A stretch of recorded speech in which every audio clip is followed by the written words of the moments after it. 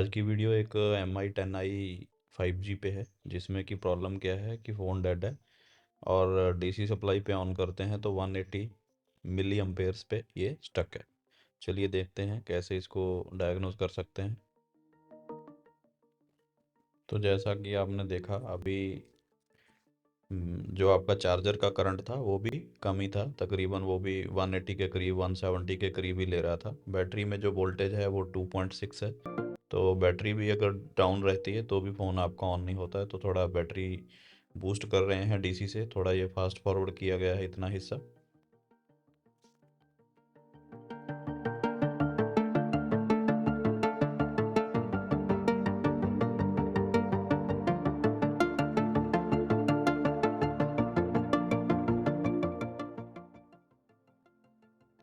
Power की click करने पे तकरीबन एक अप्रॉक्सीमेट अगर हम बोलें 180 मिली एम्पेयर्स की कंजप्शन है। दोबारा फिर से एक बार देख लेते हैं, 181 मिली एम्पेयर की जो है कंजप्शन है। इस केस में मोस्टली जो होता है, आप कह सकते हो पावर ऑन सीक्वेंस तो कंप्लीट हो ही चुका है, क्योंकि 180 पे करंट चला गया। नॉर्मली ज़्यादातर सीपीयू ड्राई की ये प्रॉब्लम रहती है। चलिए आगे और देखते हैं क्या चेक किया जा सकता है।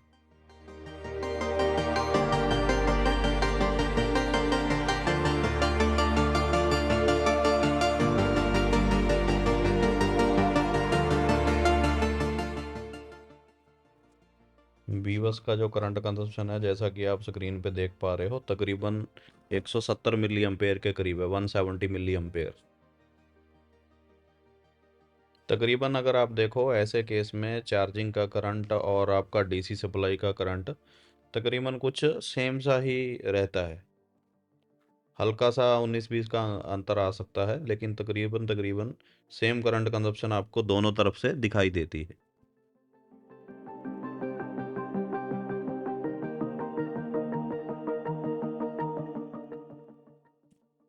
नेक्स्ट जो है, हम कंप्यूटर पे पोर्ट चेक कर रहे हैं कि कोई पोर्ट डिटेक्शन है कि नहीं। तो नॉर्मल मोड में देखो कोई भी पोर्ट डिटेक्शन नहीं हो रही, आपके सामने ही है, आप स्क्रीन पे देख पा रहे हो। ये डाटा केबल मैंने इंसर्ट करी है, लेकिन कोई भी कंप्यूटर में यूएसबी पोर्ट की डिटेक्शन नहीं हो रही।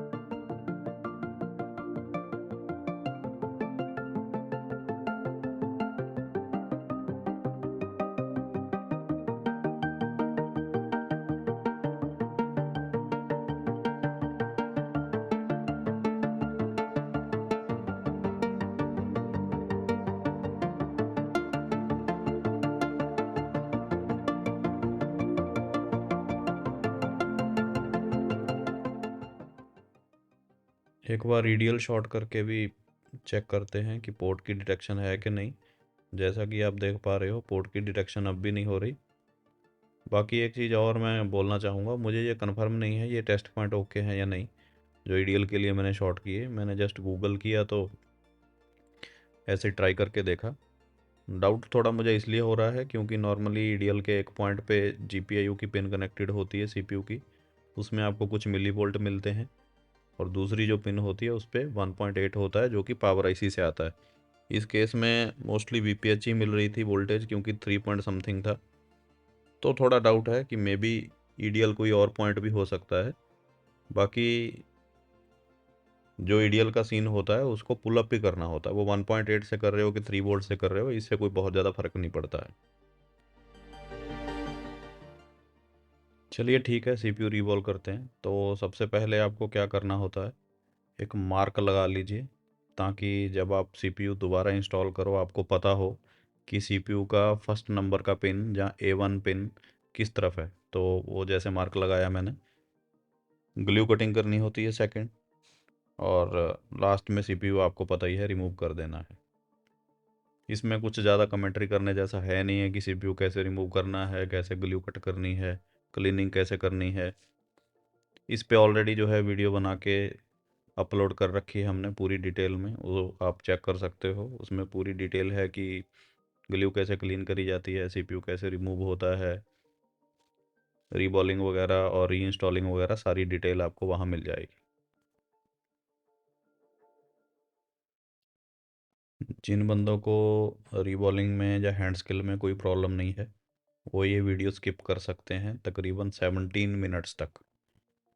मतलब अभी जो आपकी ड्यूरेशन चल रही है 6 मिनट कुछ पे है ये वीडियो, और आप अगर रीबॉलिंग वगैरह स्किप करना चाह रहे, क्लीनिंग वगैरह स्किप करना चाह रहे, तो आप जो है 17 मिनट पे सीधा स्किप कर सकते हो यहाँ से।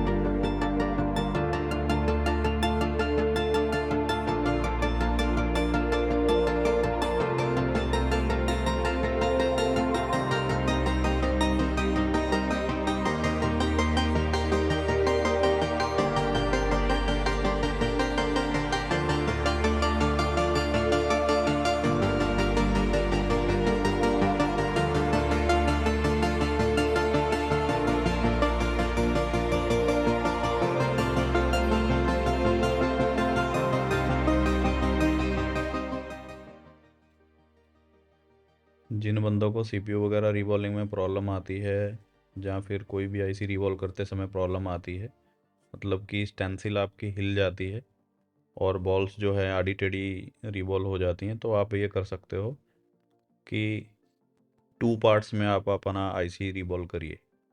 पहले पीपीडी आधे आईसी पे फिल कर लो, फिर पीपीडी जो आईसी का दूसरा पार्ट बच गया वहाँ फिल कर लो। मतलब बॉल्स जो हैं आधी आधी करके बना लीजिए। तो इससे क्या होगा, आधा आईसी आपको दिखता रहेगा, तो आपको देखने में आसानी होएगी कि आपकी स्टेंसिल जो है वो प्रॉपरली अलाइन है या नहीं। ये वाला मेथड नए बंदे जो हैं जिनको रिवॉल्विंग में प्रॉब्लम आती है उनके लिए बहुत अच्छा है।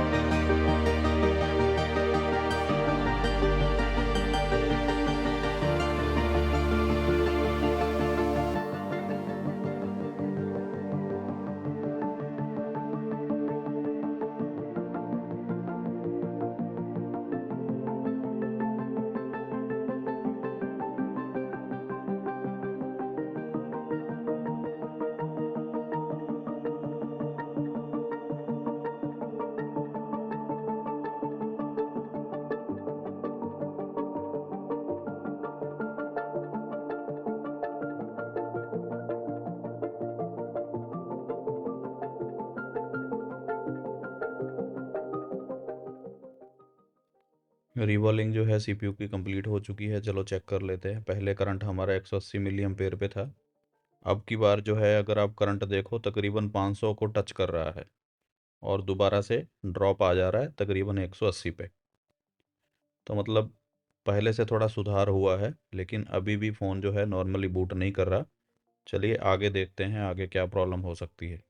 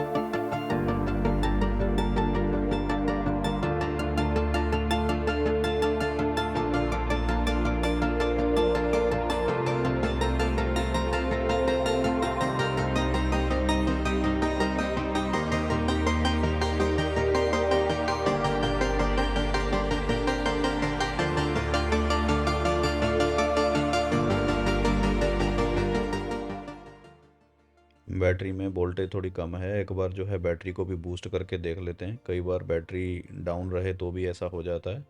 आगे बढ़ने से पहले एक बार जो है बैटरी बूस्ट करके हम ट्राई करते हैं कि बैटरी तकरीबन 3.7 के समथिंग मिनिमम होनी चाहिए, और उस टाइम देखते हैं क्या बिहेव होता है फ़ोन का।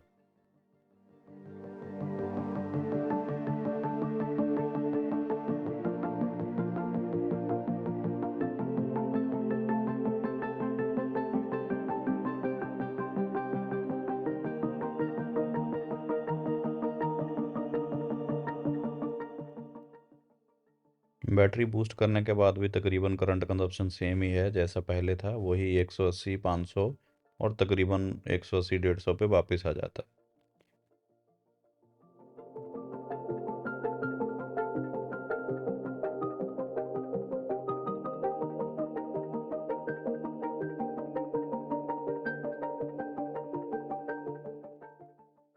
एक बार डीसी सप्लाई से भी दोबारा ट्राई कर लेते हैं। पहले 180 पे स्टक था, इस बार जो है डीसी सप्लाई पे ट्रिगर करने से मतलब पावर की दबाने से आपकी जो करंट कंजप्शन है 215 150 75 17, मतलब अब की बार जो है आप देखो 200 भी टच किया इसने, फ्लक्चुएशन आ रही है।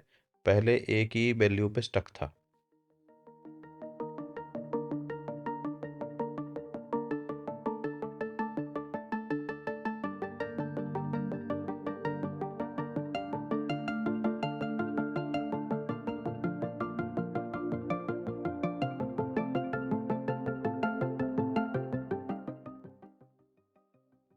सीपीयू रिवॉल्विंग के बाद क्या हो रहा है कि यूएसबी इंसर्ट करने से बिना कोई ईडीएल कनेक्ट किए ऑटो जो है ईडीएल में जा रहा है। मतलब अब हमारे को इसकी हार्ड डिस्क चेक करनी पड़ेगी। हार्ड डिस्क के रूप में आपकी एमएमसी हो सकती है, यूएफएस हो सकता है। इसमें यूएफएस है, खैर कोई और फ़ोन में जो भी हो। तो पोर्ट बन गया है, हम कह सकते हैं सीपीयू तक की बूटिंग ओके है। अब हमारे को जो है एक बार हेल्थ चेक कर लेनी चाहिए आपकी हार्ड डिस्क की। एक बार जैसे यहाँ बूटिंग भी चेक कर लेते हैं हम क्यूसी फायर में। यहाँ से भी थोड़ा आइडिया मिल जाएगा, आपको पता चल जाएगा कि हाँ फ़ोन जो है बूट हो रहा है, मतलब एटलीस्ट सीपीयू बूट कर रहा है। क्वालकॉम में ऐसा है कि ये जो क्यूसी फायर है ये सारे मॉडल्स को प्रॉपरली आपको बूट करके नहीं दिखाएगा, मतलब सिस्टम इन्फो नहीं दिखाएगा, क्योंकि न्यू सिक्योरिटी की वजह से ऐसा होता है। लेकिन चलो यहाँ से ये आइडिया हो रहा है कि आपका जो है सीपीयू बूट कर चुका है।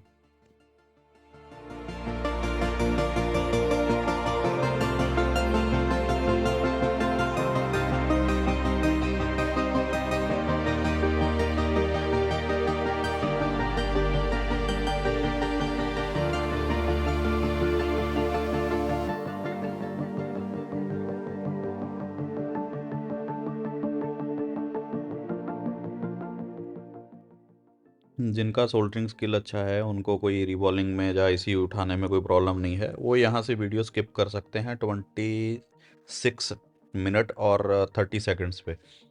नेक्स्ट जो पार्ट है आपको वहाँ पता चल जाएगा। इतनी ड्यूरेशन में जो है वो सीपीयू नहीं, सॉरी, यूएफएस रिमूव किया गया है, ग्लू क्लीन करी गई है। वहाँ से जेटैग में क्या चेक किया, कैसे किया, वो आपको जानकारी मिल जाएगी।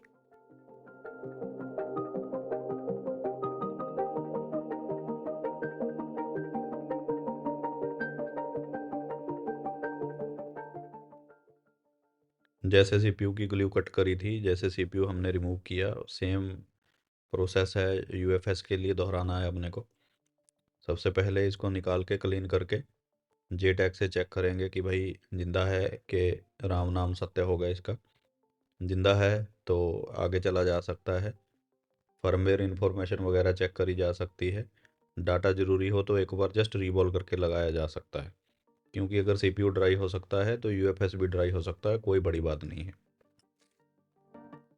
एक बार जब हल्का सा स्क्रैपर जो है नीचे इंसर्ट हो जाए तो आप क्या करो, ज़रूरी नहीं है कि आपको पूरा स्क्रैपर अंदर डालना है, स्क्रैपर को थोड़ा थोड़ा टेढ़ा करके देखते जाओ, ताकि थोड़ा प्रेशर क्रिएट हो आईसी पे और आईसी आराम से बाहर आ जाएगा। जैसे कि लो मेल्टिंग पॉइंट, जो मिनिमम मेल्टिंग पॉइंट है आपका, अचीव हो जाएगा।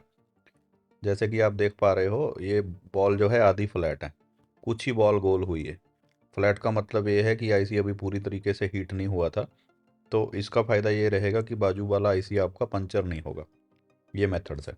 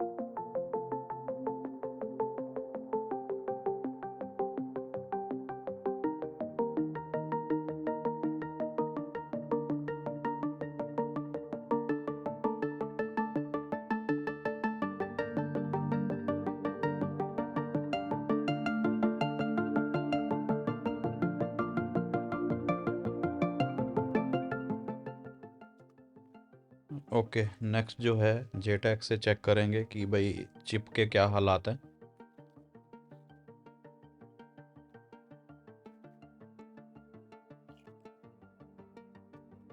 तो इसमें ये फर्मवेयर इन्फो पे आपने टिक लगा के रखनी है, लगा लो, नहीं तो वैसे रिमूव कर दो, ज़्यादा अच्छा है, क्योंकि ये थोड़ा लैग सा करने लगता है वहाँ जाके। वैसे भी जो न्यू मॉडल्स हैं उनमें आपको फर्मवेयर की इन्फॉर्मेशन किसी किसी मॉडल में कभी कभी इत्तेफाक से ही दिखती है, नॉर्मली ये सब नहीं दिखता। तो जैसे कि आप देख पा रहे हो, स्कैन हमने किया जेटैग में और पार्टीशन टेबल वगैरह सारे लॉजिक यूनिट ओके दिखा रहा है, हेल्थ वगैरह सब ओके है, कोई प्रॉब्लम नहीं है। क्योंकि बंदे को डाटा चाहिए तो हम इस केस में इसको फ्लैशिंग वगैरह नहीं करेंगे, सिंपली रीबॉल करके फ़ोन में वापस लगा देंगे यूएफएस। अगर चल गया ठीक, नहीं तो फिर कस्टमर से पूछना पड़ेगा कि भाई फ्लैश करके देखना पड़ेगा। चलो, हमारे केस में डाटा ज़रूरी है। एक बार हम जो है एज इट इज़ इसको रिवॉल्व करके वापस फ़ोन में लगा के चेक करते हैं कि क्या रिज़ल्ट मिलता है।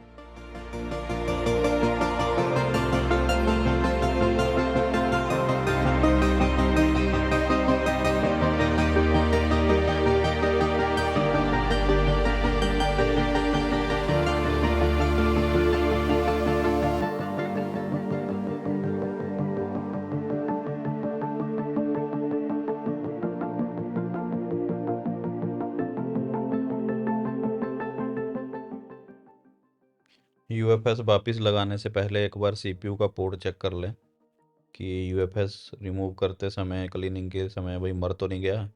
ठीक है, जैसे कि आप देख पा रहे हो कॉलकॉम का पोर्ट आ गया। ठीक है, आगे यूएफएस लगाया जा सकता है। उम्मीद है फ़ोन ऑन हो जाएगा, बाकी देखते हैं। नहीं ऑन होगा तो क्या करना होगा आपको, पहले यूएफएस को एक बार रिवॉल्व नहीं, सॉरी, फ्लैश करना पड़ेगा। फ्लैश करके ट्राई करना पड़ेगा, लेकिन मैंने फ्लैश नहीं किया क्योंकि मेरे केस में कस्टमर को डाटा ज़रूरी था।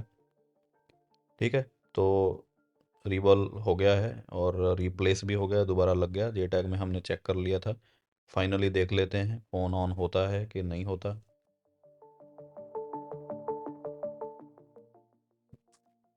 चलिए चेक कर लेते हैं। करंट कंजप्शन अब की बार अगर आप देखो 500 होल्ड कर रहा है, प्लस 1.5 एम्पेयर पे चला गया, जिसका मतलब फ़ोन ऑन हो गया है। तो हमारे केस में जो कंक्लूज़न निकला इस केस का, सीपीयू भी ड्राई था प्लस आपका यूएफएस भी ड्राई था। उम्मीद है आपको कुछ ना कुछ इस वीडियो में समझ आया होगा, कुछ ना कुछ आपने सीखा होगा। वीडियो अच्छी लगी तो वीडियो को लाइक कर दीजिएगा। चैनल को अगर आपने सब्सक्राइब नहीं किया हुआ तो सब्सक्राइब कर दीजिएगा। और अगर अच्छा लगे तो आप अपने फ्रेंड्स के साथ भी ये वीडियो शेयर कर सकते हो। हमारा टेलीग्राम पे भी चैनल है, आप वहाँ फॉलो कर सकते हो। न्यू वीडियोस आपको वहाँ नोटिफिकेशन मिल जाएगा। क्लासेस के बारे में अगर आपको कोई जानकारी चाहिए, एंड्रॉयड की क्लास रहती है, आईफोन की क्लास रहती है, उसके बारे में भी आप डिस्क्रिप्शन में दिए गए नंबर पे कांटेक्ट कर सकते हो। और हमारा जो एंड्रॉयड का बैच है वो 23 फरवरी से स्टार्ट हो रहा है। 15 दिन की क्लास होती है। और जो आईफोन का बैच है वो 23 जैन से स्टार्ट हो रहा है। इस बार आईफोन का जो बैच है वो 3 हफ्ते का है, 3 वीक्स का है। अगर आप में से कोई इंटरेस्टेड हो तो दिए गए नंबर पे व्हाट्सएप पे मैसेज करके पूरी डिटेल ले सकता है। चलिए, फ़ोन ऑन हो गया। किसी का कोई सवाल हो तो कमेंट सेक्शन में आप कमेंट कर दीजिए। टाइम मिलेगा तो ज़रूर रिप्लाई दूंगा मैं आपको। वीडियोज़ आजकल थोड़ी कम आ रही हैं क्योंकि थोड़ा शेड्यूल बिजी है। कोशिश कर रहे हैं कि दोबारा से नॉर्मलाइज इसको किया जाए और वीडियोस कंटिन्यू करी जाएं। चलिए ठीक है, बड़ी मेहरबानी आपकी, आपने आधा घंटा निकाल के वीडियो देखा, बड़ा शुक्रिया आपका। Thank you.